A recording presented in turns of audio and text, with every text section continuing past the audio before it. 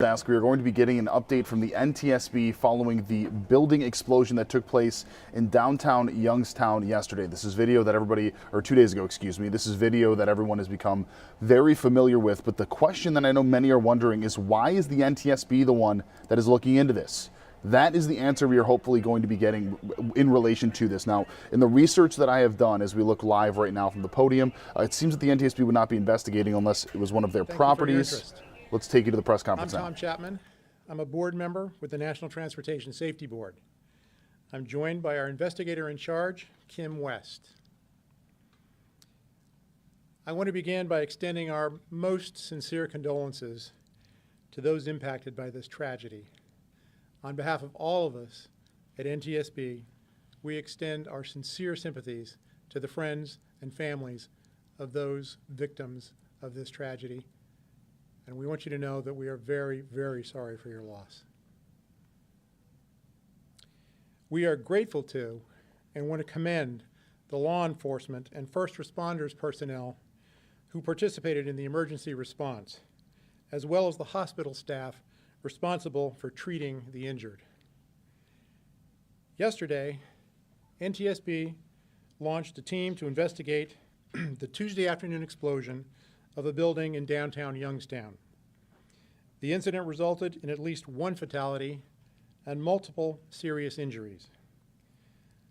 Our investigation is a safety investigation.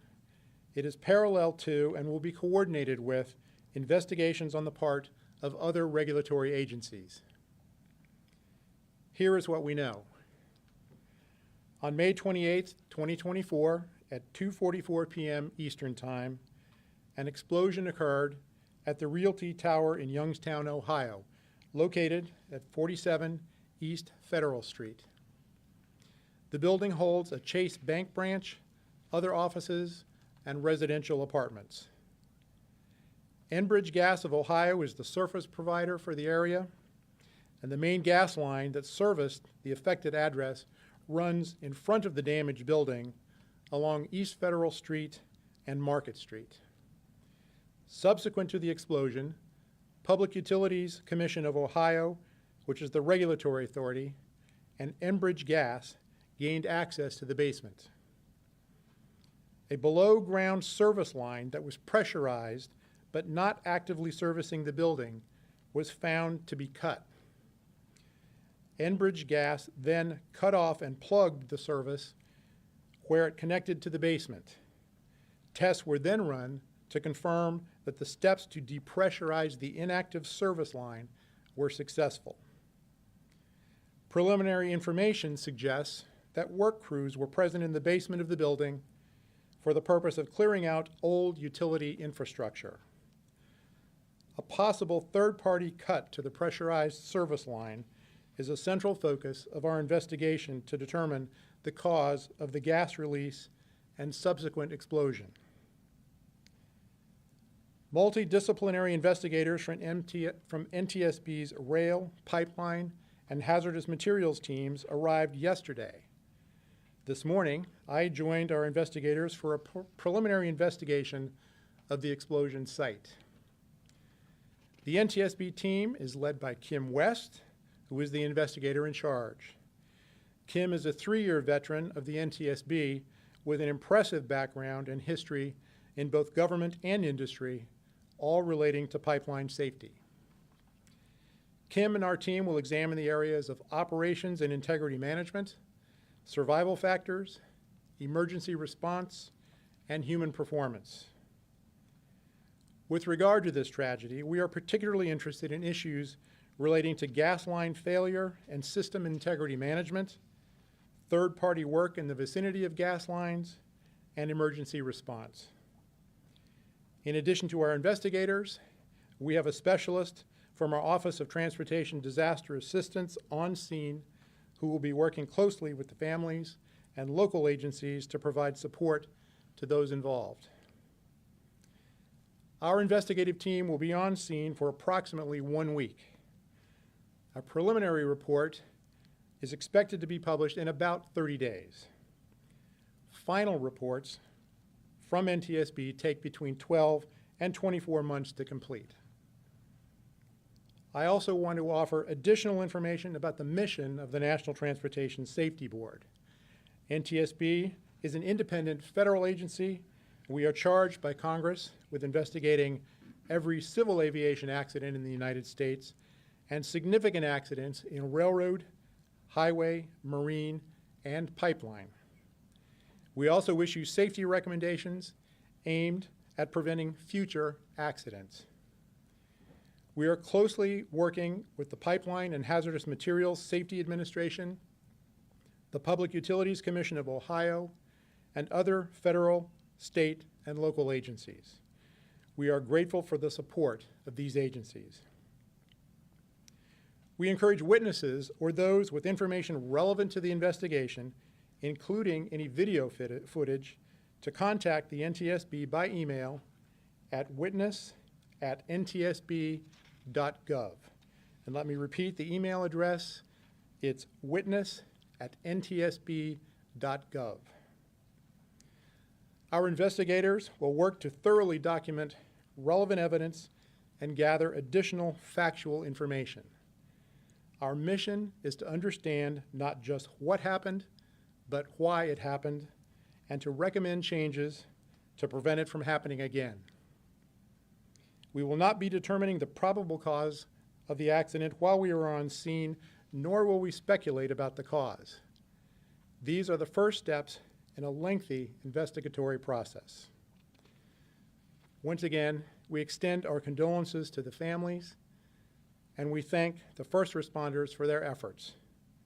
With that, I'm happy to take questions, and if you have a question, please raise your hand and identify yourself and your media affiliation.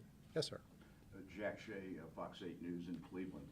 Are you able to tell us what work was going on in the basement and what those workers told you happened? It's too early in the process. That's certainly one of the things we'll be evaluating. We're hoping to be able to identify the workers and interview them as well and get their perspective. So there were some witnesses who said that they heard what they thought was a broken line and thought that they smelled natural gas. Are you able to confirm that, and what can you, I guess, can you illuminate that situation? We do know that the cut line was discovered after the explosion. As I indicated, the representatives of the Public Service Commission, Public Utilities Commission, and the gas company were able to enter the basement. They did find a line that had been cut, and that line was pressurized. Are you able to, when you say cut, are you able to say if it was a leak, or did someone actually cut through the line? We'll have to determine exactly what the source of that was, but we do have the line. We do know that it was cut. Now, when you said it was inactive, are you able to elaborate on that? I'm going to ask Kim to elaborate a little bit. Let me take a stab. This was a service line coming off the main line. It was a service line leading to the property, but it was not servicing. It was essentially abandoned. It was not servicing the property at the time, but it was found subsequently to be pressurized, meaning it had gas in it. Kim, did I get that right? That's correct. Okay.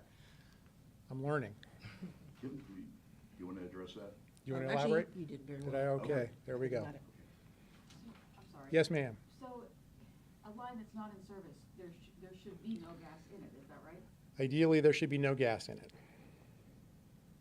So with your experience, is there any way that you can say how that could have happened? That'll be part of what we'll be investigating to determine exactly why that apparently abandoned service line was still pressurized. Yes, ma'am. I just have a quick question, because you said it was cut and you were investigating the cause of it. So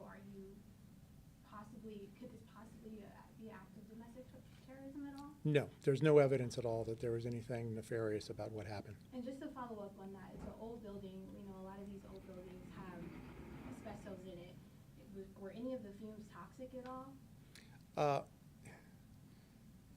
I'm not aware, but I think that's part of what we'll be looking at too, to determine exactly what the hazards may have been other than the explosion and the exposure to gas. Hi, I'm Madison with WFMJ. What is the NTSB doing to find out who's accountable for the cut line negligence of the owners of this building?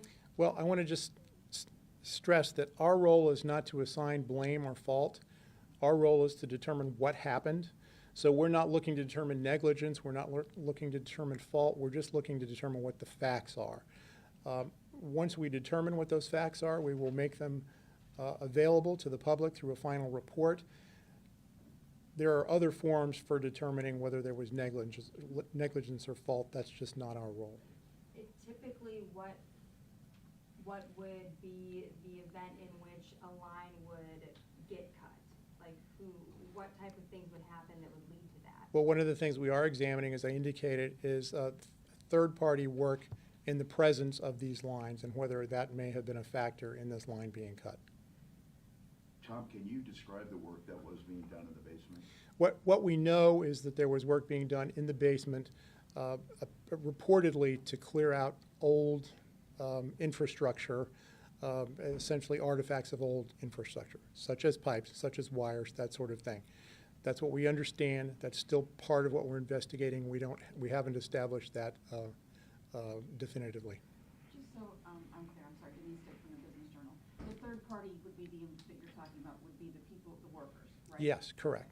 Yeah, in other words, someone other than the gas company or public utilities or someone who might ordinarily be working on gas lines. Do we know if those folks checked with the PUCO before they started digging and cutting and removing? We don't know. Still too early in the investigation. What is the proper procedure when you're doing that? Is that something you're supposed to follow? Well, part of what we'll be looking at is what are the proper procedures and were those proper procedures followed? Yes, ma'am. Is it common practice for the NTSB to look into all natural gas leaks or explosions in this nature? Or is there something that prompted the NTSB to look into this one specifically? Yeah, we do not look at all natural gas explosions. We focus our attention on those that we think might have some particular impact in terms of safety. Certainly from a national perspective, whether there might be lessons that can be learned that can be shared with others to ensure we don't have similar sorts of circumstances. In this case, we have a long-standing concern about third-party work in the vicinity of gas lines.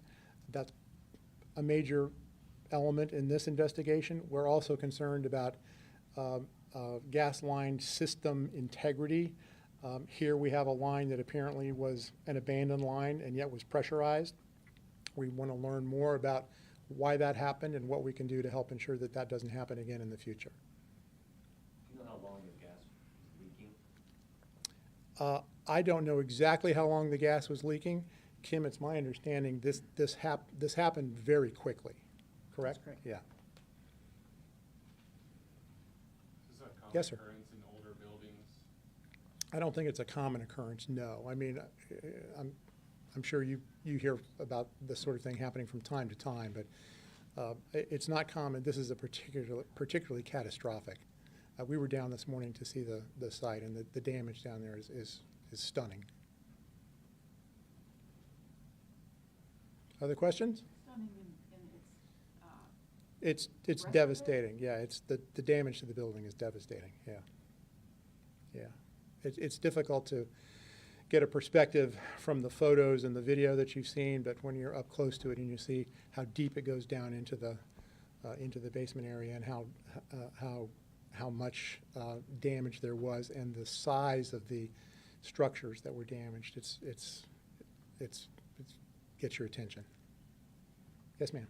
Is the NTSB looking into the structure of the building and if what's going to happen next for that building and if it's safe? Our focus is on the explosion, the accident, and the events leading up to it, and then the emergency response. What happens with the building going forward is beyond our level of expertise. That's the sort of thing that state and local authorities will determine. So that is not part of our investigation, and it won't be something that we'll be participating in. Yes, ma'am. Desiree Gosselin, Spectrum News. I just want to make sure I understand the timeline. So there was, the gas company came in and they found a cut in the line and they fixed it, but they didn't depressurize it at that time? This was after the explosion. After the explosion? After the Okay. explosion, the public utilities and the gas company were able to gain access to the basement. It's my understanding, I believe, that they were accompanied by firefighters because it's a very dangerous situation. They discovered this essentially abandoned service line. They determined that it was still pressurized. There were a variety of tests that they ran to make that determination. Once they determined that it was still pressurized, they took steps to cut it off and cap it and then depressurize it. So these were steps taken after the explosion to essentially eliminate that hazard.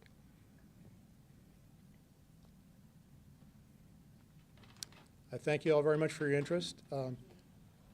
Peter, it's my understanding we'll be keeping you posted in terms of any potential additional briefings through Twitter or X or whatever we're calling it this week. And that report in 30 days, would that be via Twitter or will that be? We'll announce the release of that report. It'll also be on our website. And in again, about 30 days? that report will be entirely factual. The finding of probable cause and making of recommendations will be in the final report. Thank you very much. All right, and that is the latest update from the NTSB. A couple of interesting things in that I want to hit on here. So the NTSB does not typically look at things like a regular building explosion or even a regular gas leak. What makes this so interesting, and the reason why the NTSB jumped in, is what they learned once the natural gas companies got into the basement where that initiated. And what they learned is that there was a ghost line or an abandoned line for gas that was down there that shouldn't have been used and shouldn't have had any sort of movement in it, still had gas in there.